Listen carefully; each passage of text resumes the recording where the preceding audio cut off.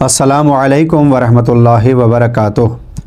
امام علی مقام کو جب حضرت مسلم کا خط موصول ہوا تو آپ نے ایک خط اہل کوفہ کے نام دوبارہ لکھا، اور یہ خط حاجر نامی مقام پر لکھا گیا تھا جو کوفے کی جانب ہے۔ امام نے اہل کوفہ کو خطاب کرتے ہوئے یہ لکھا: مجھے مسلم کا خط ملا جس میں خبر دی گئی ہے کہ تم لوگ ہماری مدد پر اور ہمارے حق کے مطالبے کے سلسلے میں متحد ہو۔ خدا کے حضور دعا گو ہوں کہ ہمارے امور بخیر و خوبی انجام پائیں اور ہماری مدد کرنے پر وہ تمہیں اجر عظیم عطا فرمائے۔ میں مکے سے منگل کے دن مورخہ 8 ذی الحجہ کو تمہاری طرف روانہ ہو چکا ہوں۔ میرے قاصد کے پہنچنے پر تم لوگ جلد از جلد اپنے کاموں کو منظم کر لو۔ میں خود بھی آئندہ چند روز میں پہنچ جاؤں گا۔ امام علی مقام نے اس خط کو لکھ کر نہ صرف یہ کہ اپنے آنے کی خبر دی بلکہ یہ بھی کہا کہ تم اپنے امور کو منظم کرو۔ امام کا یہ جملہ ہر دور کی امت کے لیے اس دور کے امام کی طرف سے ہے، یعنی امام اسی وقت آئیں گے جب ہم اپنے امور کو منظم رکھیں گے۔ آج بھی پردہ غیبت میں وقت کا حسین موجود ہے اور ہمارے منظم امور کو دیکھنا چاہتا ہے تاکہ پردہ غیبت کو اٹھا سکے۔ امام علی مقام نے کوفے کے راستے میں بھی کچھ ارشاد فرمایا جو تاریخ کی کتابوں میں کچھ اس طرح سے ہے۔ امام علی مقام نے کوفے کے راستے میں بھی کچھ باتیں ایراد فرمائی ہیں جن کو کچھ اس طرح سے کتابوں میں درج کیا گیا ہے۔ ابن نما نے کوفے کے ایک باشندے سے نقل کیا کہ میں نے اعمال حج انجام دینے کے بعد تیزی سے کوفہ واپس پلٹنا چاہا تو مجھے راستے میں چند خیمے نظر آئے۔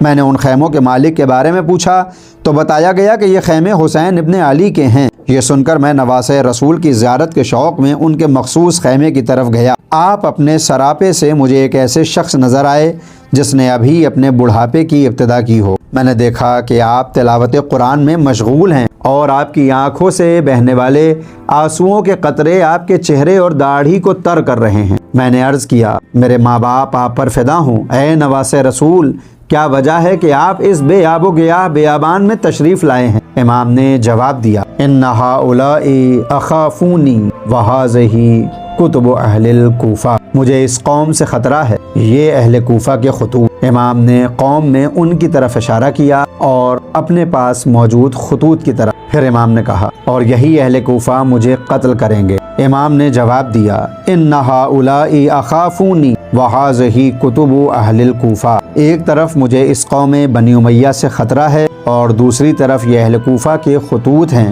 جو انہوں نے مجھے ارسال کیے ہیں، اور یہی اہل کوفہ مجھے قتل کریں گے، اور جب اس جرم میں اپنے ہاتھ رنگ لیں گے اور خدا کے احکام اور فرامین کا احترام پامال کر لیں گے، تب خدا ان پر ایک ایسے شخص کو مسلط کرے گا جو انہیں ذلیل و خوار کر دے گا، اور ان کی حیثیت ماہانہ عادت کے ایام میں عورتوں کے استعمال شدہ کپڑے سے زیادہ پست ہو جائے گی۔ امام علی مقام کی اس پیشین گوئی کو ہم تاریخ کے آئینے میں دیکھتے ہیں کہ جب حجاج جیسا شخص کوفے کے اوپر مسلط ہوتا ہے اور ہزاروں اور لاکھوں افراد کا قتل عام کر دیتا ہے۔ لہٰذا یہ امام علی مقام کا اشارہ تھا کہ اگر امت اپنے زمانے کے امام کو دھوکہ دے گی اور دغا کرے تو پھر ان کے اوپر ایک ظالم و جابر بادشاہ کو مسلط کر دیا جائے گا۔ اسی راہ کوفہ میں ایک مقام وہ بھی نظر آتا ہے جسے تاریخ میں خزیمیہ کہا جاتا ہے۔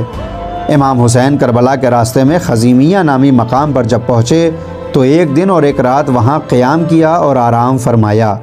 اسی جگہ الصبح حضرت زینب سلام اللہ علیہا امام کی خدمت میں تشریف لائیں اور عرض کیا: بھیا، گویا کسی غیبی آواز سے مجھے یہ 2 شعر سنائی دیے ہیں جو میری پریشانی اور تشویش میں اضافے کا سبب ہیں۔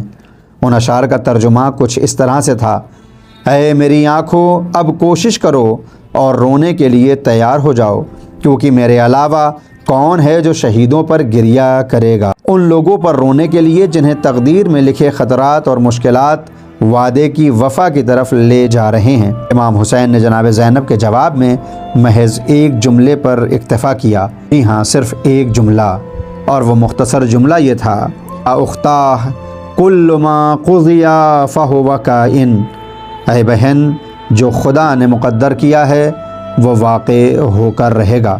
امام علی مقام نے حضرت زینب کو بھی وہی جواب دیا جو اب تک دیتے آ رہے تھے کہ امام کی شہادت یقینی ہے، تاکہ اس شہادت کے خون سے دین کی جڑوں کو مضبوط کیا جا سکے۔